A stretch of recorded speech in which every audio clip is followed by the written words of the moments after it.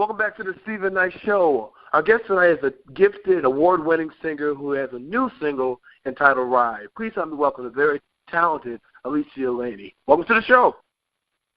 Hey, how are you doing? Thank you for having. Thank you. I was reading up on you. I mean, you're someone we need to know. Well, we need to know it. for sure. So listen, I know you have a lot of fans, but for those people who aren't quite familiar with you and your music, tell us a little bit about, kind of how you got your start and how you got to where you are today. Okay, well, I'm Alesia Lani. I have been singing for over 10 odd years, especially mainly as a vocalist, feature vocalist, backup feature. I was kind of sick of just doing the hook thing. It became a little bit too easy for me, and I felt like I was at a point to where I was just ready to do my own thing. So I've been doing my own thing since about 2012, 2013. And ever since then, I've just been riding that wave, and I just haven't gotten off at all yet. I don't plan to either. Yeah, I don't blame you. I definitely don't blame you. Talent like you have. And you also now, when you were younger, you studied dancing. Is that correct? Yeah, I studied dancing and music as well when I was young. I have a long history of dance as well. I miss it here and there. When you get older, you kind of lose your roots. But I think I'm going to get back in touch with those shortly. I'm kind of missing the dancing for sure. I hear that. So you're from Texas, is that correct?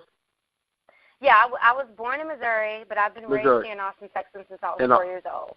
In Austin, you're a staple in Austin. I mean, you performed in all the festivals, and you won all these awards. I mean, tell us about the music scene there and kind of how you found your niche and have gotten there and kind of done your thing. Okay, well, as you know, Austin is the music capital of the world, definitely for the United States. So it can be pretty competitive. Right. But out here, it's really a lot of rap, a lot of rock, alternative, country, bluegrass. It's not a lot of room for R&B. So I think the fans, the people of Austin and everybody, they really appreciate it when somebody's out here doing some, like, authentic R&B. And they really show love for it. I feel like it's nostalgic for them. And I get all age groups to come out and to the shows and enjoy it and everything. So for me, it's really great. I feel like I'm in my own lane really at this point. Out here in Austin.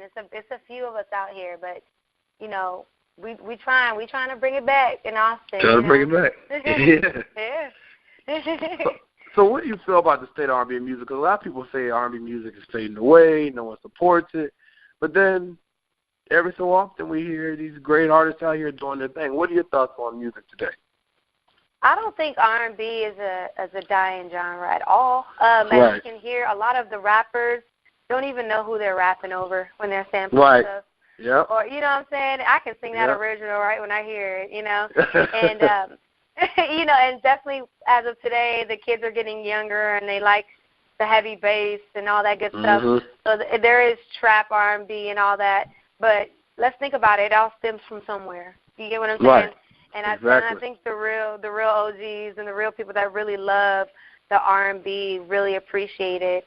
And they know it's not dead. I just think, a lot of people that does real R&B don't get a lot of recognition, but I think we're starting to now, especially like with BJ the Chicago Kid, Anderson .Paak. To me, he's a little in between, but he's still got a soul in his voice, that raz, And there's a few other people that I like to compare to. Definitely like Big Crit, like he loves soul. You can tell that boy is soulful. Right.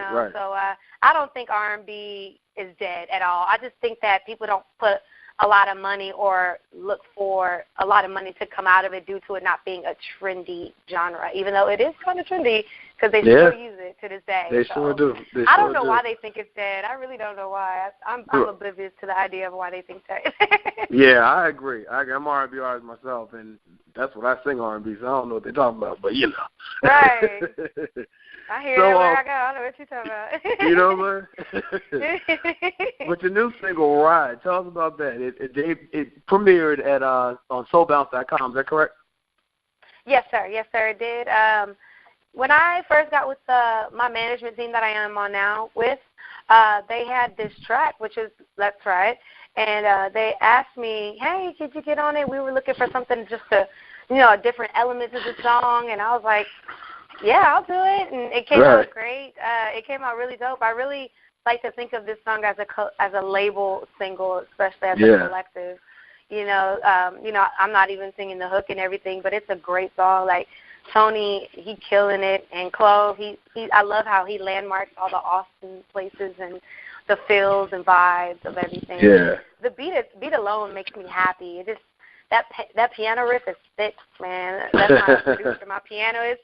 He gigs with me at every show, and he's really sick on them keys, man. He's sick. Most definitely. We'll be listening to that song after the break. So definitely everyone check. You'll be listening to Rise. So stay tuned. You'll be hearing that. What else do you have you working on this year? I know you have a busy year ahead.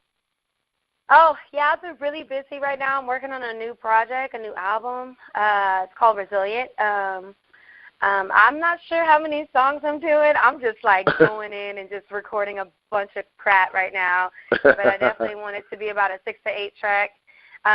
All original, of course. It's a lot different from my first impressions. First impression was a lot of samples, a lot of hip hop influential. Mm-hmm. It's very influenced by hip hop, which I love hip hop. That's my roots. That's my base. And so the new album is definitely a switch up, just a lot more growth. My writing has gotten a lot more different, a lot more extensive, and I'm really happy with what I'm working with right now. And then I've got a few residencies here in Austin. I'm not planning to be moving around in and out of the state, showing my face and all that jazz. Right. Absolutely. Yeah. Absolutely. Mm-hmm. So what's your process in going into making an album or a new project? Like, I know a lot of artists do things differently. How do you go about making your work? I'm pretty a free spirit. I kind of just go with the flow, and I literally go with the flow. Like I'll just write and make what I go, and midway I'm just like, okay, this looks like it's turning into something kind of thing. Mm-hmm. I like to plan, but not when it comes to creatively. Like I just like to go in and just do what I do and do what feels right. And once I accomplish all the songs and everything that I'm working on, that's when I'll sit back and be like, okay, I could low key just put something together real quick, an album for sure. But I'm still new at this as far as like I said, I've been singing for a while, but as far as a solo artist, it's still kind of new to me. So I'm still trying to find my formula as far as doing like creative, as far as an album. I have my formula as far as songwriting and, marketing, media, and things how I like to do and handle my business. But I'm still trying to get a knack at as far as putting together an album and, doing all that jazz. Like I kind of sometimes pick my peers' brains sometimes just to see, like, what they do with that. But low-key, I just do what I feel is right, and I just put it together and see what comes out of it. Most definitely. How do you think social media has changed the game? Because I know a lot of your earlier music was picked up on, like, Singer's Room and, these big music blogs, even Solange's her blog. How do you think, social media and all that has really impacted and changed the game for us artists?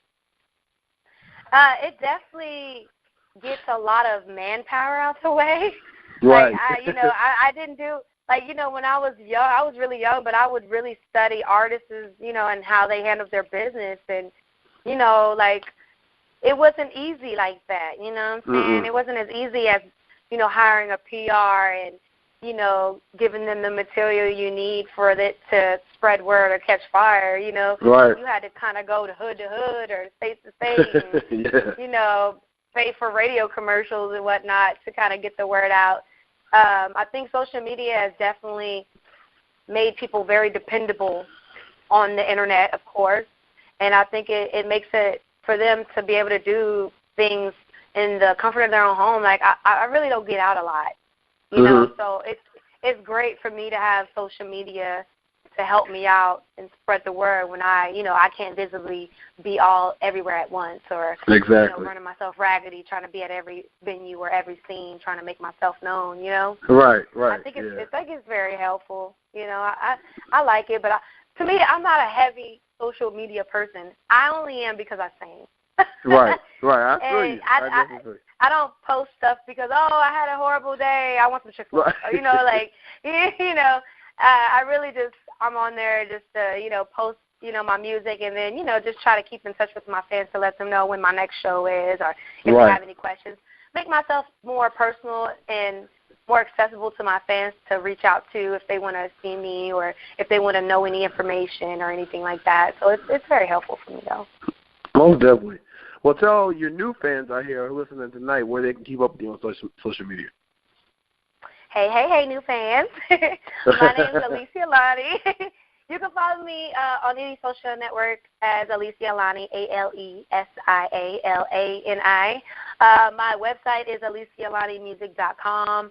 I do use an app called Bands in Town, which is really amazing. Like, you can know when all your favorite artists, indie or local or mainstream, come around your state or your city.